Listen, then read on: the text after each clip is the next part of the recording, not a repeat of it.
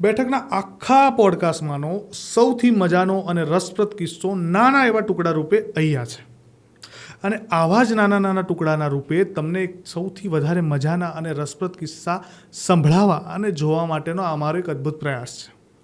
આશા છે કે તમને ગમશે, તો તમે વિડીયોને લાઇક કરો, કમેન્ટ કરો અને બેઠકની ક્લિપ્સને એટલે સબસ્ક્રાઈબ કરો કારણ કે તમને અહીંયા આવા જ નાના નાના ટુકડાના રૂપે આખા પોડકાસ્ટના સૌથી વધારે મહત્ત્વના અને મજાના કિસ્સા તમને જોવા મળે.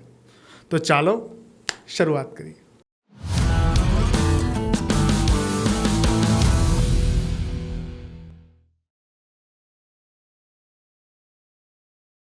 બારસો વર્ષ પહેલાં આદિ શંકરાચાર્ય મહાન ધર્મપ્રચારક, મહાન સાધક, ઉપાસક, અદ્વૈતવાદ નો જે કોન્સેપ્ટ છે એને જનમાનસ સુધી, જન સુધી પહોંચાડવામાં અને સનાતન ધર્મના પુનરુત્થાન માટે જેમણે અઢળક કાર્યો કર્યા, એ આદિ શંકરાચાર્યના સમયથી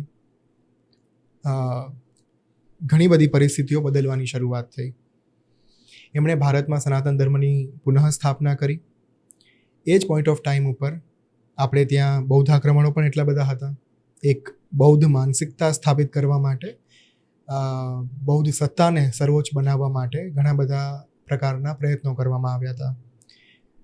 મંદિરો ઊભા કરવાથી માંડીને અમુક પ્રકારના વિચારધારાઓને ઊભા કરવાથી માંડીને બૌદ્ધ ધર્મમાં અમુક પ્રકારની જે અમુક તંત્રો જે છે, જેમાં અશુદ્ધિઓ એના કારણે સનાતન ધર્મમાં પણ આવી. બૌદ્ધમાં પણ, એ ધર્મમાં પણ તંત્ર છે. વજ્રાયન તંત્ર જે છે, ઈનયાન છે, અલગ અલગ પ્રકારના એમાં ત્યાં તંત્રો, સ્પેસિફિકલી ત્યાંના જે તાંત્રિકો છે, બૌદ્ધ તાંત્રિકો જે છે, એ તમે સાંભળ્યું હશે, ગ્રીન તારા, બ્લુ તારા, આની ત્યાં ઉપાસના, અર્ચના, તાંત્રિક સાધનાઓ વધારે થાય છે. સો એ તાંત્રિક સાધનાઓમાં જે અશુદ્ધિઓ હતી એ ક્યાંક ને ક્યાંક ધીરે ધીરે સનાતન ધર્મમાં પણ આવતી ગઈ. બીજું કારણ એ ભળ્યું કે સમયની સાથે લોકોએ પોતાના અંગત સ્વાર્થ માટે તંત્રનો ઉપયોગ કરવાની શરૂઆત કરી દીધી. વિદેશી આક્રાંતાઓ આવ્યા. વિદેશી આક્રાંતાઓથી બચાવવા માટે તંત્રનો જે આખો કોન્સેપ્ટ હતો એને ધીરે એક આવરણ નીચે દબાવવાની શરૂઆત થઈ. કેમ કે તંત્ર એ બહુ પાવરફુલ ટૂલ છે. It is like a weapon. તમે જો એ શસ્ત્ર, એ ઉર્જા, ન્યુક્લિયર ઉર્જા તમે કોઈના હાથમાં આપી દો અને એમાં કોડ ના હોય, જેવી રીતે અત્યારે ન્યુક્લિયર બોમ્બને એક્ટિવેટ કરવા માટે કોડ નાખવો પડે તમારે, અને સ્પેસિફિક વ્યક્તિ જ નાખી શકે. દેશના પ્રાઇમ મિનિસ્ટર હોય, જ્યાં સુધી એનો આદેશ ન આવે ત્યાં સુધી આ વસ્તુ સંભવ નથી, શક્ય નથી. હવે આ માની લો કે વિધાઉટ કોડ્સ કોઈને આપી દેવામાં આવે તો હિરોશિમા અને નાગાસાકીની જે ઘટના થઈ, આ ઘટના સમગ્ર બ્રહ્માંડમાં થાય. આ કારણોસર તંત્રના મૂળ જે કોન્સેપ્ટ્સ હતા એને થોડા ગુપ્ત જ્ઞાન જેવું એક શબ્દ છે, જે શબ્દથી મને થોડોક વાંધો છે, કેમ કે ગુપ્ત જ્ઞાન અત્યારના સમયમાં લોકો, I don't want to say the thing, but મને એવું લાગે છે કે આ જરૂરિયાત છે એટલે મારે કહેવું જોઈએ, even if it creates controversy. સત્ય હકીકત એ છે, 1200 વર્ષ સુધી ગુપ્ત જ્ઞાન આપણે બચાવી રાખ્યું, જેની જરૂરિયાત પણ હતી. અમુક પ્રકારને, મેં ન્યુક્લિયર એનર્જીની વાત કરી, અમુક લોકોના હાથમાં ન પહોંચે એટલા માટે એને ગુપ્ત જ્ઞાન કરવું જરૂરી હતું. એ જ્ઞાનને ગુહ્ય બનાવવું જરૂરી હતું. એ સમય વીતી ગયા પછી એ જ્ઞાનને આપણે એ પિટારાને ખોલવાનું ભૂલી ગયા.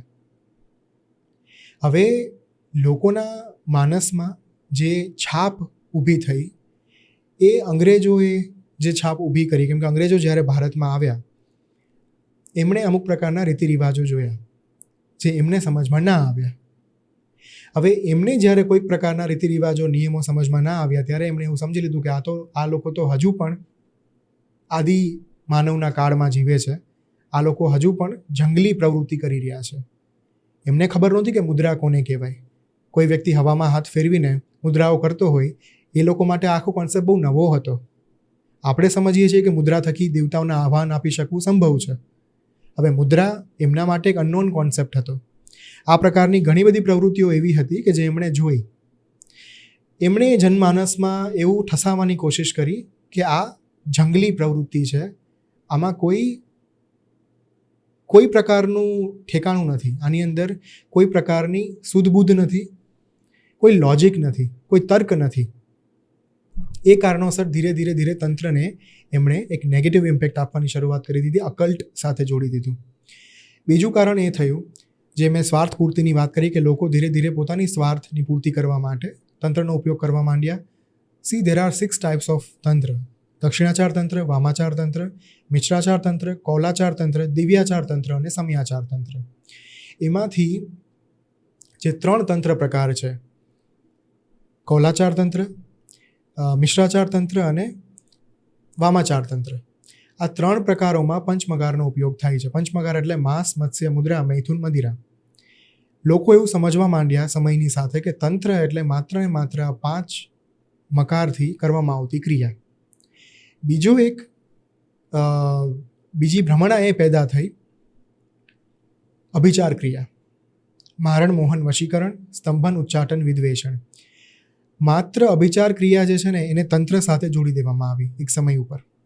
હવે જ્યારે પણ તમે તંત્ર શબ્દનું ઉચ્ચારણ કરો છો ત્યારે સૌથી પહેલાં તમારી મગજની અંદર એવી છબી ઉપસી આવે છે કે કોઈક વ્યક્તિ ખોપરીઓના ઢગલા વચ્ચે બેઠું છે અને પેલું લોહીનો છંટકાવ થાય છે અને કોઈક બકરો કાપીને મારી નાખવામાં આવે છે. અને આ બધી પ્રકારની જે વિઝ્યુઅલ્સ છે, જે પિક્ચર્સ છે, એ તમારા મગજમાં ઉપસી આવે છે. અગેન હું એ જ વસ્તુ અહીંયા કહીશ, અભિચાર ક્રિયા એ તંત્રનો એક ભાગ ચોક્કસ છે, પણ એ તંત્ર જ નથી. તંત્ર એક બહુ વ્યાપક ટર્મ છે, એટલી વિસ્તૃત ટર્મ છે કે જેની કોઈ સીમા નથી. આ 6 તંત્રોના જે પ્રકારોની મેં વાત કરી એમાં એટલી અસંખ્ય સાધનાઓ અપાયેલી છે. મૂળ આપણી પાસે 3 તાંત્રિક શાસ્ત્રો છે: રુદ્રયામલ તંત્ર, મહાનિર્વાણ તંત્ર, તંત્રરાજ તંત્ર. કાલાંતરમાં 64 પ્રકારના તંત્ર ગ્રંથો આપણને પ્રાપ્ત થયા, પણ મૂળ તો આ 3 જ છે કે જે મહાદેવે આપણને આપેલા છે. 3 તાંત્રિક ગ્રંથો. લોકોનું વાંચન ઘટતું ગયું, લોકોનો અભ્યાસ ઘટતો ગયો, લોકોનું અધ્યયન ઘટતું ગયું. આ કારણોસર ધીરે ધીરે ધીરે તંત્રની જે વાસ્તવિક વિભાવના હતી, તંત્રની જે વાસ્તવિક પરિભાષા હતી, એ ભૂલાતી ગઈ.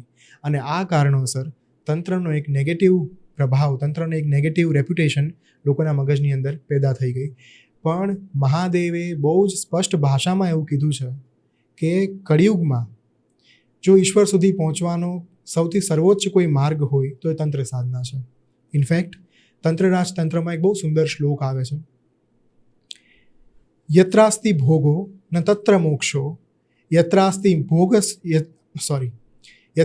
ભોગો ન તત્ર મોક્ષઃ, યત્રાસ્તિ મોક્ષ ન તત્ર ભોગો, શ્રી સુંદરી સેવા તત્પરાણામ ભોગશ્ચ મોક્ષશ્ચ કરસ્થ એવ. જેનો અર્થ એ છે કે જ્યાં ભોગ છે ત્યાં મોક્ષ સંભવ નથી, જ્યાં મોક્ષ છે ત્યાં ભોગ સંભવ નથી. પણ જો કોઈ વ્યક્તિ શ્રી વિદ્યા ઉપાસના કરે છે, શ્રી વિદ્યા એટલે 3જી મહાવિદ્યા, જે તાંત્રિક ઉપાસના હોય છે, જો કોઈ સાધક શ્રી વિદ્યા ઉપાસના કરે છે, શ્રી સુંદરી સેવા તત્પરાણામ એટલે કે મા મહાત્રિપુર સુંદરીની સેવા કાર્યમાં લીન હોય છે, એ સાધક માટે ભોગ અને મોક્ષ બંને હાથવેદ છે. જ્યારે કળિયુગની અંદર મહાદેવને એવી જરૂરિયાત લાગી કે લોકો ભૌતિક સુખ સમૃદ્ધિ પાછળ બહુ જ ભાગવાના છે, લોકો માયાની અંદર લપેટાઈને રહેવાના છે, ત્યારે એક એવો આખો પ્રકાર ઊભો કરવામાં આવ્યો કે જેના થકી માણસ ભોગ પણ કરી શકે અને ભોગના માધ્યમથી પછી મોક્ષ સુધી પણ પહોંચી શકે. યોગો ભોગયતે અથવા ભોગો યોગયતે. ભોગના માર્ગ થકી યોગ સુધી પહોંચવું સંભવ છે, બંનેના માર્ગ થકી મોક્ષની પ્રાપ્તિ પણ સંભવ છે. તો this is the main core thing of તંત્ર. મજા આવીને સાંભળીને કંઈક નવું જાણવા મળ્યું ને. તો આ જ નાના ક્લિપનો આખો ફૂલ પોડકાસ્ટ જો જોવો હોય તો જ એની લિંક ડિસ્ક્રિપ્શનમાં છે, જે બેઠક યુટ્યુબ ચેનલ ઉપર તમને જોવા મળશે. તો ત્યાં જઈ અને આખો વિડીયો એન્જોય કરો. મળીએ.